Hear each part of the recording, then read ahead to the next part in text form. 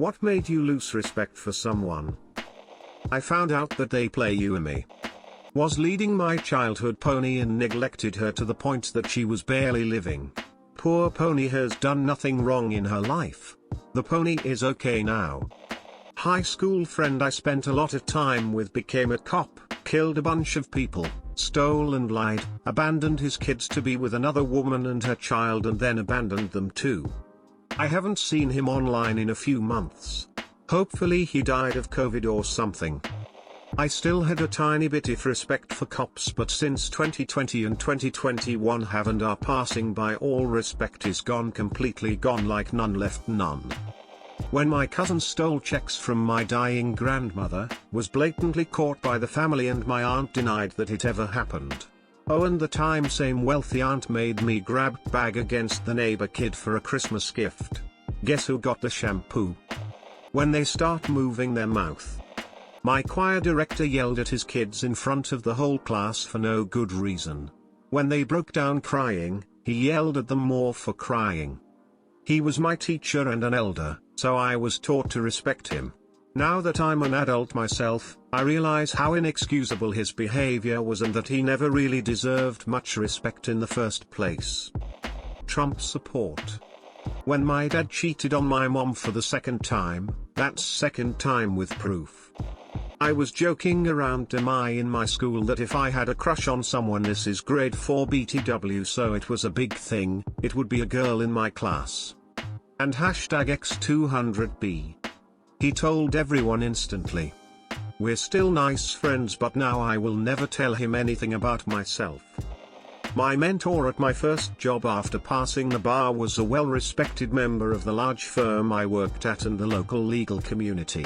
I loved working with her and my career certainly benefited from her mentorship. After I quit the firm to work closer to home, I attended a conference aimed at women in the profession. My old mentor was one of the presenters. Her topic was how to balance a successful career and a family, as she was a partner in one of the largest law firms in the city and had 2 young daughters. She started her presentation by telling the crowd that it was her daughter's kindergarten graduation, and although she was missing it, the nanny was videotaping it so she could watch it later. I couldn't believe it. The idea that she elected miss her daughter's kindergarten graduation so she could speak to a bunch of lawyers about her ability to balance work and a family shocked me.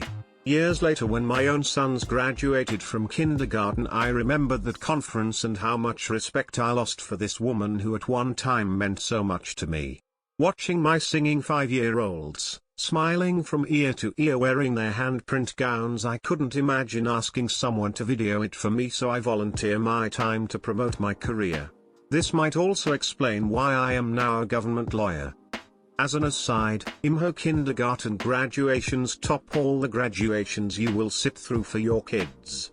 No boring speeches, awards, or long waits to see the one person you know walk across the stage only to have their name mispronounced. Give me a smiling group of 5-year-olds anytime. A couple weeks ago I spent a good amount of money to make a good dinner for my roommates. I spent like $35 on stuff for pierogies and some sodas. I only had maybe $20 left after buying everything. I spent about 4 hours cooking this awesome dinner. I fucked up once, so had to restart, so I put a lot of effort into the pierogies.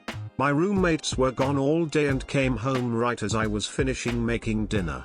They had gone shopping while they were out and bought a lot of stuff. My one roommate asked if I could pitch on the food. I said I could not at the moment, but I could when I get paid. He said okay, and I thought all was good. They got their dinner and left into one of their rooms to watch a movie, and I was left alone to eat. The next morning when I went to the fridge, every single bit of food they got had their names written on it, excluding mine, even though I said I could pitch in 5 days. They have been treating me like shit since, and the only response I get when I ask why they are so upset is I didn't pitch on groceries this time, or a couple other times when they didn't ask me to pitch. I was expected to ask if they want money. I buy us food a lot without asking them to pitch, so I didn't think anything of them not asking me to.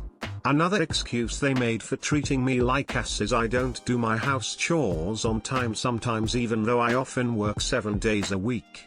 I've been treating them exactly how they have been treating me, and it upset them so much. Instead of talking about it like men, they want to move without me when our lease expires, or they want me to move away without them.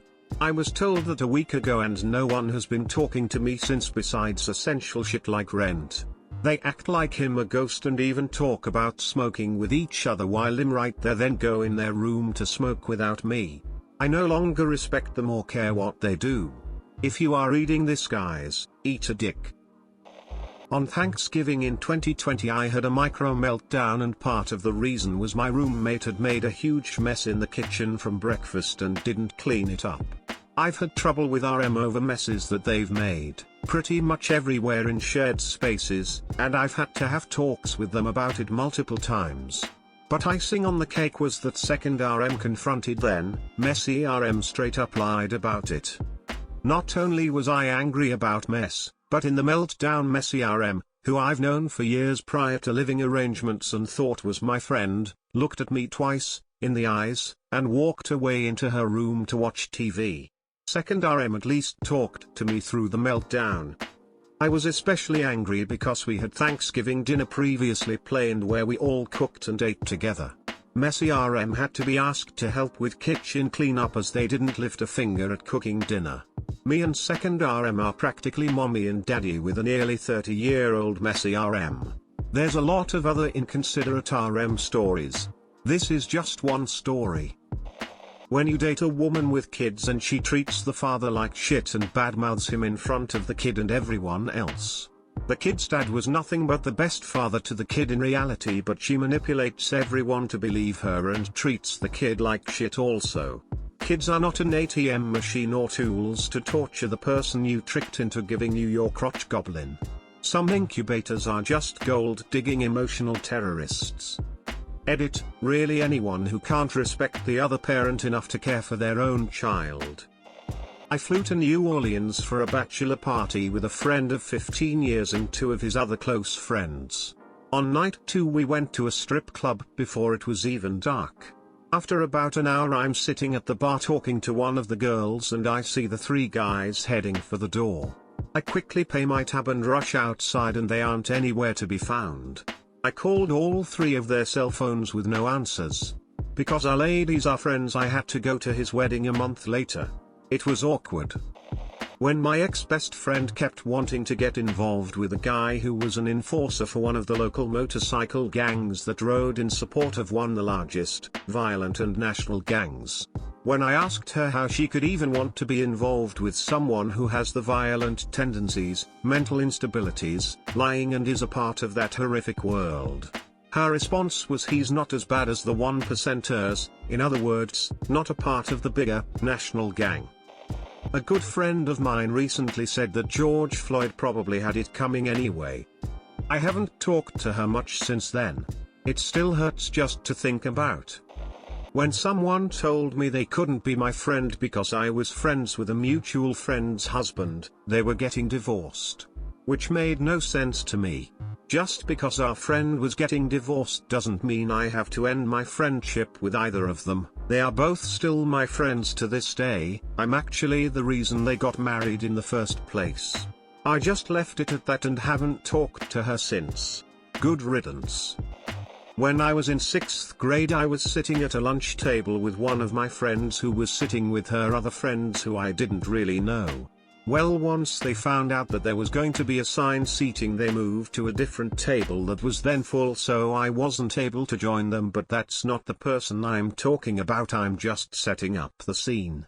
So I'm sitting alone at the table, so this girl named Helen comes to my table to sit with me so I won't be alone. We never really became friends, but I am really grateful that she sat with me. But one day later in the year she did something that really hurt me.